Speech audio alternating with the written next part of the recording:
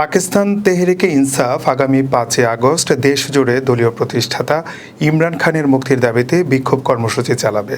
দলের জ্যেষ্ঠ নেতা ও সাবেক স্পিকার আসাদ কায়সার জানিয়েছেন, আন্দোলন হবে শান্তিপূর্ণ সংবিধান ও আইনের আওতায়, সংঘাত নয় বরং ন্যায় বিচারের জন্য। ২০২৩ সালের ৫ই আগস্ট গ্রেফতার হওয়া ইমরান খানকে মুক্তির দাবিকে পিটিআই তাদের রাজনৈতিক সংগ্রামের গুরুত্বপূর্ণ মাইলফলক হিসেবে বিবেচনা করে আসছে।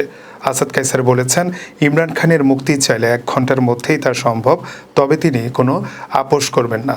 একই সময়ে দল অভ্যন্তরীণ বিভেদ ভুলে শুধু ৫ আগস্টের আন্দোলনে মনোনিবেশের নির্দেশ পেয়েছে।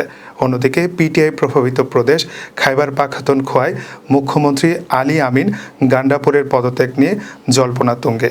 ইমরান খানের মতে, শান্তি প্রতিষ্ঠায় ব্যর্থ হলে তাকে পদত্যাগ করতে হবে। ২০২৫ সালের প্রথম ৭ মাসে খাইবার পাখতুনখোয়ায় সন্ত্রাসী হামলার সংখ্যা উল্লেখযোগ্য হারে বেড়েছে, যেখানে শতাধিক বেসামরিক ও নিরাপত্তা সদস্য নিহত হয়েছেন।